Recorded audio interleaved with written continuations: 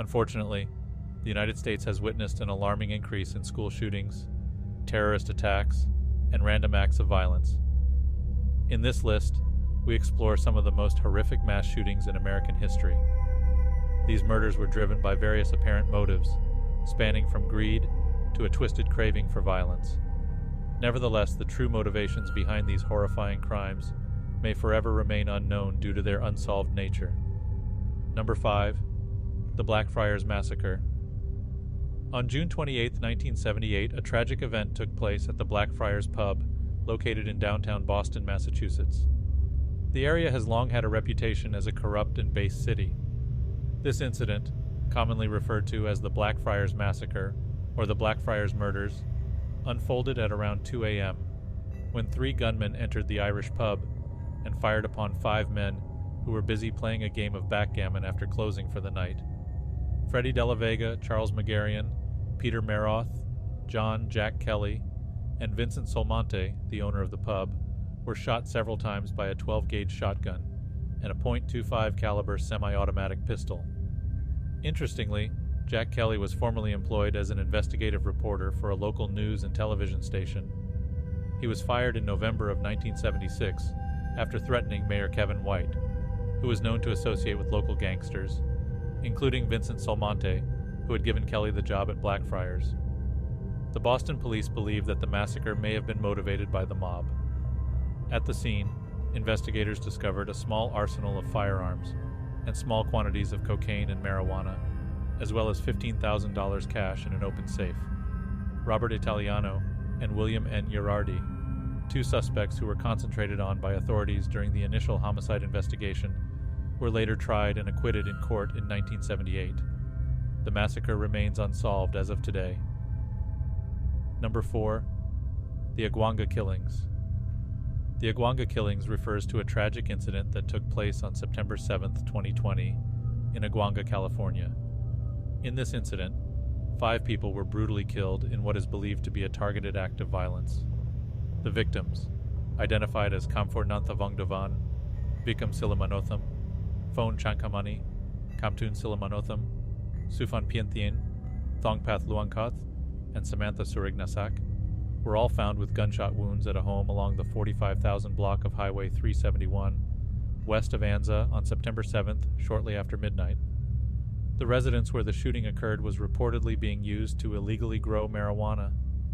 When deputies arrived, they found hundreds of marijuana plants as well as more than 1,000 pounds of processed marijuana, with a street value of anywhere from $1 million to more than $5 million. Deputies also discovered equipment used to make hash oil. The motive behind the Aguanga killings remains unclear. As of June 2023, whoever was behind the shooting remains at large and unidentified. Number 3. Las Cruces Bowling Alley Massacre. The Las Cruces Bowling Alley Massacre occurred on February 10, 1990, in Las Cruces, New Mexico. On that day, 2 armed individuals entered the Las Cruces bowling alley and shot 7 people, including 4 children.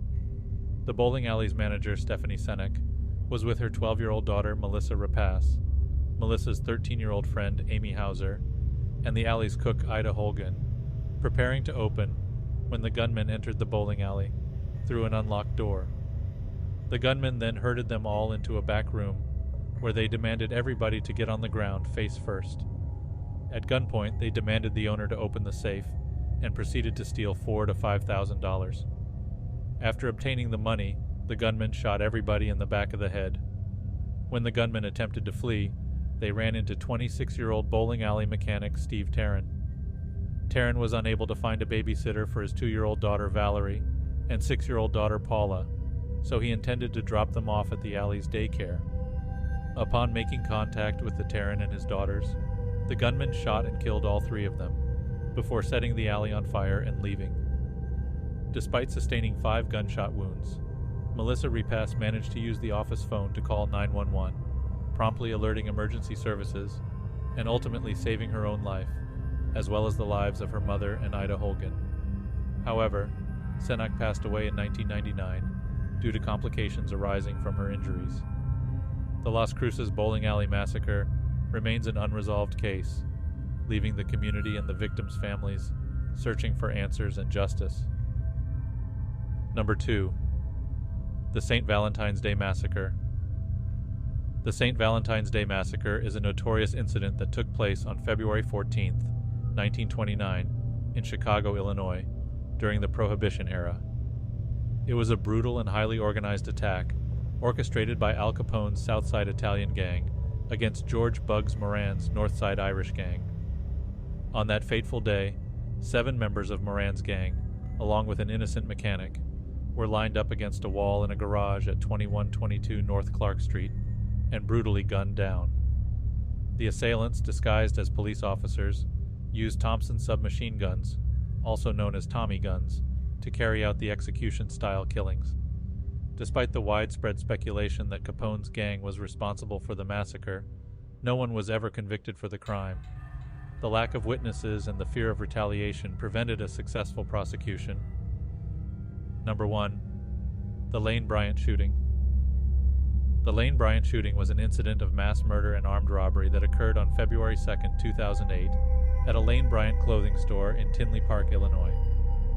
On that day, a lone gunman posing as a delivery driver entered the store and demanded money. In the store at this time was the store manager Rhoda McFarland, another employee whose identity has been withheld by police, and 4 shoppers: 34-year-old Jennifer Bishop, 33-year-old Carrie Chiuso, 22-year-old Sarah Safransky, and 37-year-old Connie Woolfolk. At gunpoint, the man forced everyone into the back of the store. As the gunman demanded money, Rhoda McFarland was able to dial 911. However, when authorities arrived on scene, it was too late. All of the women had been shot to death. The unidentified employee was injured during the shooting, but survived by pretending to be dead. She gave police a description of the shooter, stating he was a heavy-set African-American male. Between the ages of 25 to 35, he was about 6 feet 1 inch tall, with cornrow braided hair that had one braid hanging on his cheek with green beads attached. Despite the immediate response from law enforcement and extensive efforts to identify and apprehend the perpetrator, the case remains unsolved. Thank you for spending your time with us today as we discussed unsolved mass shootings in America. If you enjoyed this video, make sure to subscribe to our channel and stay updated with future videos on similar topics.